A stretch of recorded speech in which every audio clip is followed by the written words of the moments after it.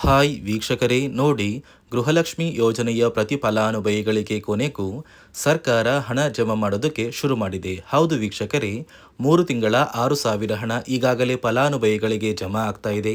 ನಿಮ್ಮ ಬ್ಯಾಂಕ್ ಖಾತೆಗೆ ಹಣ ಬರಬೇಕು ಅಂದರೆ ಈ ಕೂಡಲೇ ನೀವು ಈ ಜುಲೈ ತಿಂಗಳು ಮುಗಿಯುವಷ್ಟರಲ್ಲಿ ನಿಮ್ಮ ಮೊಬೈಲಲ್ಲಿ ಒಂದು ಅಪ್ಲಿಕೇಶನ್ನ ಡೌನ್ಲೋಡ್ ಮಾಡಿ ನಿಮ್ಮ ಒಂದು ವೋಟರ್ ಐ ಡಿ ಮತ್ತು ಜಾತಿ ಪ್ರಮಾಣ ಪತ್ರನ ಕಡ್ಡಾಯವಾಗಿ ಲಿಂಕ್ ಮಾಡಿಸ್ಬೇಕು. ಯಾಕಂದರೆ ಸರ್ಕಾರ ಈ 2 ದಾಖಲಾತಿಗಳನ್ನ ಯಾರೆಲ್ಲ ಲಿಂಕ್ ಮಾಡಿಸ್ತೀರಾ ಅಷ್ಟು ಬೇಗ ನಿಮ್ಮ ಬ್ಯಾಂಕ್ ಖಾತೆಗೆ ನಾವು ಹಣ ಜಮಾ ಮಾಡ್ತೀವಿ ಅಂತ ಆದೇಶ ಕೊಟ್ಟಿದ್ದು, ಹೇಗೆ ನಿಮ್ಮ ಮೊಬೈಲಲ್ಲೇ ಮರು ಅರ್ಜಿ ಮೂಲಕ ಈ ದಾಖಲಾತಿಗಳನ್ನ ಲಿಂಕ್ ಮಾಡ್ಬೋದು ಅಂತ ನಾನು ನಿಮಗೆ ತಿಳಿಸ್ಕೊಡ್ತೀನಿ.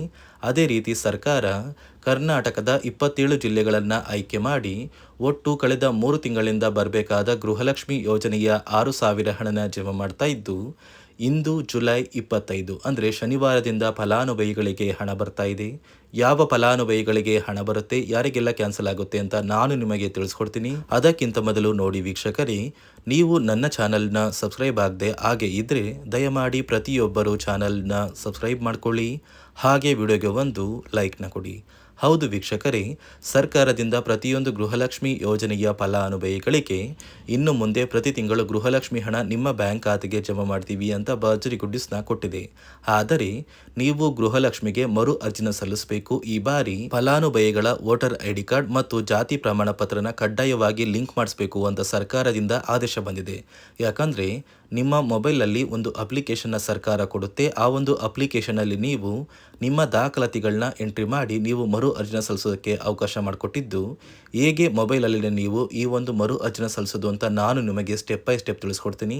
ಅದೇ ರೀತಿ ಸರ್ಕಾರದಿಂದ ಕಳೆದ 3 ತಿಂಗಳಿಂದ ಯಾರೆಲ್ಲ ಹಣ ಬಂದಿಲ್ಲ ಅಂತ ವೆಯ್ಟ್ ಮಾಡ್ತಾ ಇದ್ರಿ, ಇಂಥ ಫಲಾನುಭವಿಗಳಿಗೆ 6,000 ಹಣನ ಒಟ್ಟಿಗೆ ಜಮಾ ಮಾಡ್ತಾ ಇದೆ. ಪ್ರತಿಯೊಬ್ಬರಿಗೂ ಜುಲೈ 25ರಿಂದ ಕರ್ನಾಟಕದ 27 ಜಿಲ್ಲೆಗಳನ್ನು ಸರ್ಕಾರ ಆಯ್ಕೆ ಮಾಡಿ ಹಣ ಜಮಾ ಮಾಡ್ತಾ ಇದ್ದು, ಯಾರಿಗೆಲ್ಲ ಹಣ ಬರ್ತಾ ಇದೆ, ಯಾರಿಗೆಲ್ಲ ಹಣ ಕ್ಯಾನ್ಸಲ್ ಆಗ್ತಾ ಇದೆ ಅಂತ ನಾನು ನಿಮಗೆ ತಿಳಿಸ್ಕೊಡ್ತೀನಿ. ನೋಡಿ ವೀಕ್ಷಕರೇ, ಮೊದಲು ಸರ್ಕಾರ ಯಾವ ಕಾರಣಕ್ಕೆ ಗೃಹಲಕ್ಷ್ಮಿ ಯೋಜನೆಗೆ ಹೊಸ ರೀತಿಯ ಒಂದು ನಿಯಮಗಳನ್ನ ತಂದಿದೆ ಅಂದರೆ, ಇಲ್ಲಿ ಗೃಹಲಕ್ಷ್ಮಿಯಲ್ಲಿ ಸುಮಾರು 6ರಿಂದ 7 ಲಕ್ಷಕ್ಕಿಂತ ಅಧಿಕ ಮಹಿಳೆಯರ ಹತ್ರ ಒಂದು ವೋಟರ್ ಐ ಡಿ ಕಾರ್ಡ್ ಇಲ್ಲ. ಅಂದರೆ ವೋಟರ್ ಐ ಡಿ ಇಲ್ಲ ಅಂದರೂ ಕೂಡ ಅವರು ಸರ್ಕಾರದಿಂದ ಬರುವ ಗೃಹಲಕ್ಷ್ಮಿ ಹಣನ ಪಡಿತಾ ಇದ್ದಾರೆ. ಮತ್ತು ಸಾಕಷ್ಟು ಫಲಾನುಭವಿಗಳ ಒಂದು ಬ್ಯಾಂಕ್ ಖಾತೆ ಏನಿದೆ, ಆ ಒಂದು ಬ್ಯಾಂಕ್ ಖಾತೆ ಹೊರ ರಾಜ್ಯದ ಬ್ಯಾಂಕ್ ಖಾತೆ ಆಗಿದೆ. ಅಂದರೆ ಕರ್ನಾಟಕದಲ್ಲಿರುವಂತಹ ಫಲಾನುಭವಿಗಳು ಬೇರೆ ರಾಜ್ಯದಲ್ಲಿ ಹೊಂದಿರುವಂತಹ ಒಂದು ಬ್ಯಾಂಕ್ ಖಾತೆನ ಕೊಟ್ಟು ಗೃಹಲಕ್ಷ್ಮಿ ಹಣನ ಪಡಿತಾ ಇದ್ದಾರೆ. ಅದೇ ರೀತಿ ಸಾಕಷ್ಟು ರೀತಿಯ ಹೊಸ ಬದಲಾವಣೆಗಳು ಯಾವ ಕಾರಣಕ್ಕೆ ಬರ್ತಾ ಇದೆ ಅಂದರೆ, ಗೃಹಲಕ್ಷ್ಮಿ ಯೋಜನೆಯಲ್ಲಿ ಅರ್ಹವಿರುವ ಫಲಾನುಭವಿಗಳಿಗೆ ಅಂದರೆ ಕರ್ನಾಟಕದವರಾಗಿದ್ದು ಕರ್ನಾಟಕದಲ್ಲೇ ವೋಟರ್ ಐ ಡಿನ ಹೊಂದಿದ್ದು ಕರ್ನಾಟಕದ ಫಲಾನುಭವಿಗಳಾಗಿದ್ದು ಇವರ ಬ್ಯಾಂಕ್ ಖಾತೆಗೆ ಹಣ ತಲುಪಬೇಕು. ಬೇರೆ ಫಲಾನುಭವಿಗಳಿಗೆ ಯಾವುದೇ ಕಾರಣಕ್ಕೂ ಹಣ ತಲುಪಬಾರದು ಅಂತ ಸರ್ಕಾರ ನಿರ್ಧಾರ ಮಾಡಿದೆ. ಇದೇ ಕಾರಣಕ್ಕೆ ಸಾಕಷ್ಟು ಫಲಾನುಭವಿಗಳು ಗೃಹಲಕ್ಷ್ಮಿ ಯೋಜನೆಯ ಒಂದು ಅರ್ಹರ ಪಟ್ಟಿಯಿಂದ ಕ್ಯಾನ್ಸಲ್ ಆಗ್ತಾ ಇದ್ದಾರೆ. ನಿಮ್ಮ ಒಂದು ಮನೆ ಬಾಗಿಲಿಗೆ ಸರ್ಕಾರದಿಂದ ಅಧಿಕಾರಿಗಳು ಬರ್ತಾರೆ. ಸೊ ಸರ್ಕಾರ ಗೃಹಲಕ್ಷ್ಮಿ ಮರು ನೋಂದಣಿಗೆ ಒಂದು ಅಪ್ಲಿಕೇಶನ್ ಕೂಡ ಕೊಟ್ಟಿದ್ದಾರೆ. ಅಂದರೆ ಮೊಬೈಲಲ್ಲೇ ಆ ಒಂದು ಅಧಿಕಾರಿಗಳು ನಿಮ್ಮ ಮನೆ ಬಾಗಿಲಿಗೆ ಬಂದು ನಿಮ್ಮ ದಾಖಲಾತಿಗಳಾದ ರೇಷನ್ ಕಾರ್ಡ್, ಆಧಾರ್ ಕಾರ್ಡ್ ಮತ್ತು ವೋಟರ್ ಐ ಡಿ ಇದೀಗ ಕಡ್ಡಾಯ ಮಾಡಿದೆ. ಅದೇ ರೀತಿ ಜಾತಿ ಪ್ರಮಾಣ ಪತ್ರ ಬೇಕಾಗುತ್ತಂತ ನೀವು ಕೇಳಿದ್ರೆ, ಸದ್ಯಕ್ಕೆ ಸರ್ಕಾರ ಯಾವುದೇ ರೀತಿಯ ಜಾತಿ ಪ್ರಮಾಣ ಪತ್ರನ ಕೇಳ್ತಾ ಇಲ್ಲ. ಬದಲಿಗೆ ನಿಮ್ಮ ಒಂದು ಪತಿಯ ಆಧಾರ್ ಕಾರ್ಡ್, ನಿಮ್ಮ ಒಂದು ವೋಟರ್ ಐ ಡಿ ಮತ್ತು ನಿಮ್ಮ ಒಂದು ಮನೆಯ ರೇಷನ್ ಕಾರ್ಡ್ನ ಕೊಟ್ಟು ನೀವು ಗೃಹಲಕ್ಷ್ಮಿಗೆ ಮರು ನೋಂದಣಿನ ಮಾಡ್ಕೋಬೇಕು. ಈ ಒಂದು ಕೆಲಸನ ಮಾಡೋದು ಗ್ರಾಮದಿಂದ ಕೆಲವು ಅಧಿಕಾರಿಗಳು ಬರ್ತಾರೆ. ಅಂದರೆ ಗ್ರಾಮ ಅಭಿವೃದ್ಧಿ ಇಲಾಖೆಯಿಂದ ಕೆಲವೊಂದು ಅಧಿಕಾರಿಗಳು ಬಂದರೆ ಅಂಗನವಾಡಿಯ ಕಾರ್ಯಕರ್ತರು ಕೂಡ ನಿಮ್ಮ ಮನೆ ಬಾಗಿಲಿಗೆ ಬಂದು ಪ್ರತಿ ಫಲಾನುಭವಿಗಳ ದಾಖಲಾತಿಗಳನ್ನ ಎಂಟ್ರಿ ಮಾಡ್ಕೊಂಡು ಹೋಗ್ತಾರೆ.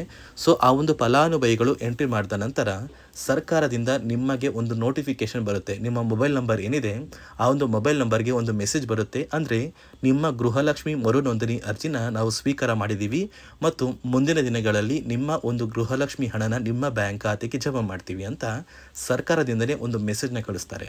ಆದರೆ ನೀವು ನಿಮ್ಮ ಮೊಬೈಲ್ ನಂಬರ್ನ ಆಕ್ಟಿವ್ ಆಗಿರುವಂತಹ ಮೊಬೈಲ್ ನಂಬರ್ನ ಕೊಡಬೇಕು. ಯಾಕಂದರೆ ನಿಮ್ಮ ಬ್ಯಾಂಕ್ ಖಾತೆಗೆ ಲಿಂಕ್ ಆಗಿರುವಂತಹ ಮೊಬೈಲ್ ನಂಬರ್ ಬೇರೆ ಇರುತ್ತೆ ಮತ್ತು ನೀವು ಹೊಂದಿರುವಂತಹ ಒಂದು ಮೊಬೈಲ್ ನಂಬರ್ ಬೇರೆ ಇರುತ್ತೆ. ಇದೇ ಕಾರಣಕ್ಕೆ ಕರೆಕ್ಟಾಗಿರುವಂತಹ ಒಂದು ಮೊಬೈಲ್ ನಂಬರ್ನ ಕೊಟ್ಟರೆ ಆದಷ್ಟು ಬೇಗ ನೀವು ಮರು ಅರ್ಜಿನ ಹಾಕಿ ಗೃಹಲಕ್ಷ್ಮಿ ಹಣನ ಪಡ್ಕೋಬೋದು. ಅದೇ ರೀತಿ ನೀವು ಹೊಂದಿರುವ ಬ್ಯಾಂಕ್ ಖಾತೆ ಏನಿದೆ ಆ ಒಂದು ಬ್ಯಾಂಕ್ ಖಾತೆನ ನೀವು ಆ್ಯಕ್ಟಿವ್ ಆಗಿ ಇಟ್ಕೋಬೇಕು. ಅಂದರೆ ಯಾವುದೇ ರೀತಿಯ ಒಂದು ವಹಿವಾಟನ್ನು ನಡೆಸ್ತಾ ಇಲ್ಲ ಅಂದರೆ ನಿಮ್ಮ ಒಂದು ಬ್ಯಾಂಕ್ ಖಾತೆಗೆ ಗೃಹಲಕ್ಷ್ಮಿ ಹಣ ಖಂಡಿತವಾಗಿಯೂ ಬರೋದಿಲ್ಲ. ಅದೇ ರೀತಿ ನೋಡಿ ವೀಕ್ಷಕರೇ, ನಿಮ್ಮ ಮನೆಯ ಕುಟುಂಬರು ಅಂದರೆ ಗೃಹಲಕ್ಷ್ಮಿ ಯೋಜನೆಯ ಒಂದು ಸದಸ್ಯ ಏನಾರು ಮರಣ ಹೊಂದಿದ್ದು ಅವರ ಬದಲಾಗಿ ನೀವು ಅಪ್ಲಿಕೇಶನ್ ಹಾಕ್ತೀವಿ ಅಂದರೆ ಅದು ಸಾಧ್ಯವಿಲ್ಲ. ಯಾಕಂದರೆ ನಿಮ್ಮ ಒಂದು ರೇಷನ್ ಕಾರ್ಡಲ್ಲಿ ಮನೆಯ ಯಜಮಾನಿ ಯಾರಿರ್ತಾರೆ ಅವರೇ ಮಾತ್ರ ಗೃಹಲಕ್ಷ್ಮಿ ಯೋಜನೆಗೆ ಅರ್ಹರಾಗಿರ್ತಾರೆ. ಒಂದು ವೇಳೆ ಮನೆಯ ಸದಸ್ಯರು ಯಜಮಾನಿಯಾಗಿದ್ದು ಅವರು ಮರಣ ಹೊಂದಿದ್ರೆ ನೀವು ಗೃಹಲಕ್ಷ್ಮಿ ಯೋಜನೆಗೆ ಅಪ್ಲಿಕೇಶನ್ ಹಾಕೋದಕ್ಕೆ ಆಗೋದಿಲ್ಲ. ಮೊದಲು ನಿಮ್ಮ ಮನೆಯಲ್ಲಿ ಇರುವಂತಹ ಒಂದು ಹೆಣ್ಣು ಮಗಳು ಅಂದರೆ ಮಹಿಳೆ, ನಿಮ್ಮ ಒಂದು ಪತ್ನಿ ಇರ್ಬೋದು ಅಥವಾ ನಿಮ್ಮ ಒಂದು ತಾಯಿ ಇರ್ಬೋದು, ಅವ್ರನ್ನ ಮನೆಯ ಯಜಮಾನಿ ನೀವು ಮಾಡಬೇಕಾಗುತ್ತೆ. ಸೊ ಮನೆಯ ಯಜಮಾನಿ ಮಾಡಿದ ನಂತರ ಮಾತ್ರ ನೀವು ಗೃಹಲಕ್ಷ್ಮಿಯ ಸೌಲಭ್ಯನ ಪಡ್ಕೋಬೋದು.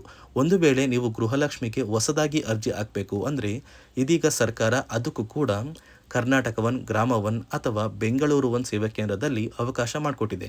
ಆದರೆ ಮೊದಲ ಥರ ಇವಾಗ ನೀವು ಅರ್ಜಿನ ಹಾಕೋದಕ್ಕೆ ಆಗೋದಿಲ್ಲ. ಬದಲಿಗೆ ನಿಮ್ಮ ರೇಷನ್ ಕಾರ್ಡ್ನ ತೊಗೊಂಡೋಗ್ಬೇಕು, ನಿಮ್ಮ ಆಧಾರ್ ಕಾರ್ಡ್ನ ತೊಗೊಂಡೋಗ್ಬೇಕು, ನಿಮ್ಮ ಒಂದು ಪತಿಯ ಆಧಾರ್ ಕಾರ್ಡ್ನ ಕೂಡ ತೊಗೊಂಡೋಗ್ಬೇಕಾಗುತ್ತೆ, ನಿಮ್ಮ ವೋಟರ್ ಐ ಡಿ ಕೂಡ ಕಡ್ಡಾಯವಾಗುತ್ತೆ.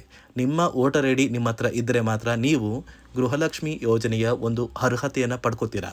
ಒಂದು ವೇಳೆ ವೋಟರ್ ಐ ಡಿ ಇಲ್ಲ, ರೇಷನ್ ಕಾರ್ಡ್ ಇದೆ, ಆಧಾರ್ ಕಾರ್ಡ್ ಇದೆ ಅಂದರೆ ಇನ್ನು ಮುಂದೆ ನಿಮ್ಮ ಬ್ಯಾಂಕ್ ಖಾತೆಗೆ ಸರ್ಕಾರ ಗೃಹಲಕ್ಷ್ಮಿ ಹಣನ ಖಂಡಿತವಾಗಿಯೂ ಜಮಾ ಮಾಡೋದಿಲ್ಲ. ಯಾಕಂದರೆ ಪ್ರತಿ ವರ್ಷವೂ ಕೂಡ ಸರ್ಕಾರ ವೋಟರ್ ಐ ಡಿನ ಬಿಡುಗಡೆ ಮಾಡುತ್ತೆ, ಅಂದರೆ ವೋಟರ್ ಲಿಸ್ಟ್ನ ಬಿಡುಗಡೆ ಮಾಡುತ್ತೆ. ಈ ಒಂದು ಲಿಸ್ಟಲ್ಲಿ ಕೆಲವು ಫಲಾನುಭವಿಗಳ ಒಂದು ಹೆಸರನ್ನ ಕ್ಯಾನ್ಸಲ್ ಮಾಡುತ್ತೆ. ಒಂದು ವೇಳೆ ನಿಮ್ಮ ವೋಟರ್ ಐ ಡಿ ಏನಾದರೂ ಕ್ಯಾನ್ಸಲ್ ಆಗಿದ್ದರೆ ನಿಮ್ಮ ಬ್ಯಾಂಕ್ ಖಾತೆಗೆ ಗೃಹಲಕ್ಷ್ಮಿ ಹಣನ ಸರ್ಕಾರ ಕ್ಯಾನ್ಸಲ್ ಮಾಡುತ್ತೆ. ಈ ಕೂಡಲೇ ನೀವು ನಿಮ್ಮ ದಾಖಲಾತಿಗಳು ಎಲ್ಲ ಕೂಡ ಸರಿ ಇದೆ ಅಂತ ತಿಳ್ಕೊಳ್ಳಿ. ಹಾಗಾದರೆ ಮಾತ್ರ ನೀವು ಗೃಹಲಕ್ಷ್ಮಿ ಯೋಜನೆಗೆ ಅರ್ಹರಾಗಿರ್ತೀರಾ. ಸರ್ಕಾರ ಯಾವ ಕಾರಣಕ್ಕೆ ಈ ರೀತಿಯ ಹೊಸ ಬದಲಾವಣೆಗಳನ್ನ ತರ್ತಾ ಇದೆ ಅಂದರೆ ಇಲ್ಲಿಯವರೆಗೂ ಸುಮಾರು 60 ಕೋಟಿಗಿಂತ ಅಧಿಕ ಮೊತ್ತನ ಸರ್ಕಾರ ನಷ್ಟ ಮಾಡಿಕೊಂಡಿದೆ. ಅಂದರೆ ಫಲಾನುಭವಿಗಳು ನಮ್ಮ ಕರ್ನಾಟಕದವರೇ ಅಲ್ಲ, ಅಂತಹ ಫಲಾನುಭವಿಗಳಿಗೂ ಕೂಡ ಸರ್ಕಾರದಿಂದ ಹಣ ಹೋಗಿದೆ ಮತ್ತು ಸಾಕಷ್ಟು ಫಲಾನುಭವಿಗಳು ಮರಣ ಹೊಂದಿದ್ದಾರೆ. ಅಂತಹ ಫಲಾನುಭವಿಗಳಿಗೂ ಕೂಡ ಹಣ ಹೋಗ್ತಾ ಇದೆ ಮತ್ತು ಫಲಾನುಭವಿಗಳು ಹೊಂದಿರುವ ಬ್ಯಾಂಕ್ ಖಾತೆ ಕೂಡ ಆ್ಯಕ್ಟಿವ್ ಇಲ್ಲ. ಅಂತಹ ಫಲಾನುಭವಿಗಳಿಗೂ ಕೂಡ ಹಣ ಹೋಗಿದೆ ಮತ್ತು ಸಾಕಷ್ಟು ಫಲಾನುಭವಿಗಳು ಏನು ಮಾಡಿದ್ದಾರೆ ಅಂದರೆ ಅವರ ಮನೆ ಕುಟುಂಬದ ಯಜಮಾನಿ ಅಂದರೆ ಹೆಡ್ ಆಫ್ ದ ಫ್ಯಾಮಿಲಿ ಇರ್ತಾರಲ್ಲ, ಸೊ ಆ ಒಂದು ಮಹಿಳೆ ಮರಣ ಹೊಂದಿರ್ತಾರೆ.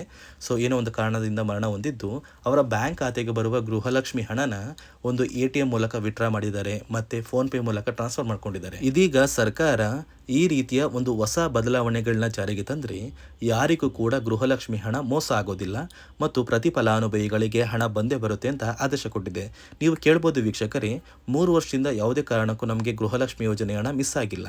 ಸೊ ಇದೀಗ ಏನಕ್ಕೆ ಸಡನ್ ಆಗಿ ಈ ಥರ ಬದಲಾವಣೆಗಳು ಬರ್ತಾ ಇದೆ ಅಂದರೆ ಸರ್ಕಾರದಿಂದ ಕೆಲವು ಅಧಿಕಾರಿಗಳು ಒಂದು ಚರ್ಚೆ ನಡೆಸಿದ್ದಾರೆ. ಒಂದು ಸಭೆಯಲ್ಲಿ ಗೃಹಲಕ್ಷ್ಮಿ ಯೋಜನೆಯ ಕುರಿತು ಒಂದು ಸಭೆ ಮಾಡಿದಾಗ ಅಲ್ಲಿ ಗೃಹಲಕ್ಷ್ಮಿ ಯೋಜನೆಯಲ್ಲಿ ಸಾಕಷ್ಟು ರೀತಿಯ ಲೋಪದೋಷಗಳು ಕಂಡು ಬಂದಿದೆ. DBT ಮೂಲಕ ನಿಮ್ಮ ಬ್ಯಾಂಕ್ ಖಾತೆಗೆ ಹಣನ ಹಾಕಬೇಕಾದ್ರೆ ಸಾಕಷ್ಟು ಫಲಾನುಭವಿಗಳಿಗೆ ಹಣ ಹೋಗ್ತಾ ಇದೆ. ಸಾಕಷ್ಟು ಫಲಾನುಭವಿಗಳಿಗೆ ಹಣ ಹೋಗಿದ್ರು ಅವರ ಬ್ಯಾಂಕ್ ಖಾತೆಗೆ ಜಮಾ ಆಗ್ತಾ ಇಲ್ಲ, ಬದಲಿಗೆ ಆ ಒಂದು ಹಣ DBTಯಲ್ಲೇ ಸ್ಟಕ್ ಆಗ್ತಾ ಇದೆ. ಮತ್ತು ಸರ್ಕಾರಕ್ಕೂ ಕೂಡ ಆ ಒಂದು ಹಣ ಬರ್ತಾ ಇಲ್ಲ. ಮತ್ತು ಸರ್ಕಾರ ಹಾಕಿರುವ ಹಣ ಇನ್ನೂ ಕೂಡ ಹಾಗೇ ಇದೆ. ಸಾಕಷ್ಟು ಫಲಾನುಭವಿಗಳು ಆ ಒಂದು ಹಣನ ಯೂಸ್ ಕೂಡ ಮಾಡ್ತಾ ಇಲ್ಲ, ಅಂದರೆ ಅದು ಬ್ಯಾಂಕ್ ಖಾತೆಯಲ್ಲಿ ಹಂಗೇನೆ ಇದೆ. ಇದೇ ಕಾರಣಕ್ಕೆ ಸರ್ಕಾರ ಈ ರೀತಿಯ ಹೊಸ ಬದಲಾವಣೆಗಳನ್ನ ತಂದಿದ್ದು, ಯಾರೆಲ್ಲ ಫಲಾನುಭವಿಗಳು ಸರ್ಕಾರಕ್ಕೆ ತೆರಿಗೆನ ಕಟ್ತಾ ಇದ್ದೀರಾ, ಗೌರ್ನಮೆಂಟ್ ಜಾಬಲ್ಲಿದ್ದೀರಾ ಮತ್ತು ಇನ್ಕಮ್ ಟ್ಯಾಕ್ಸ್ನ ಪೇ ಮಾಡ್ತಾ ಇದ್ದೀರಾ, ಇಂತಹ ಫಲಾನುಭವಿಗಳ ಹೆಸರನ್ನ ಇನ್ನು ಮುಂದೆ ಸರ್ಕಾರ ಗೃಹಲಕ್ಷ್ಮಿ ಯೋಜನೆಯಿಂದ ಕ್ಯಾನ್ಸಲ್ ಮಾಡಿದೆ.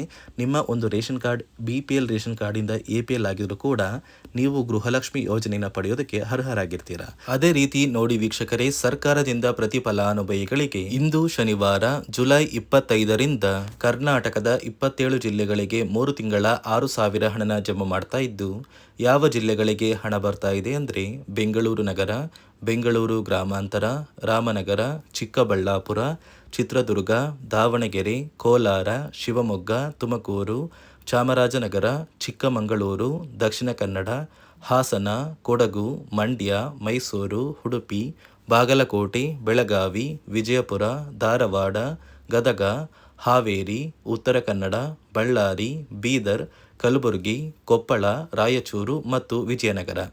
ಈ ಜಿಲ್ಲೆಗಳಿಗೆ ಸರ್ಕಾರ ಒಟ್ಟು 3 ತಿಂಗಳ ಗೃಹಲಕ್ಷ್ಮಿ ಯೋಜನೆಯ 6,000 ಹಣನ ಜಮಾ ಮಾಡ್ತಾ ಇದ್ದು ನಿಮ್ಮ ಬ್ಯಾಂಕ್ ಖಾತೆಗೂ ಕೂಡ ಬರುತ್ತೆ.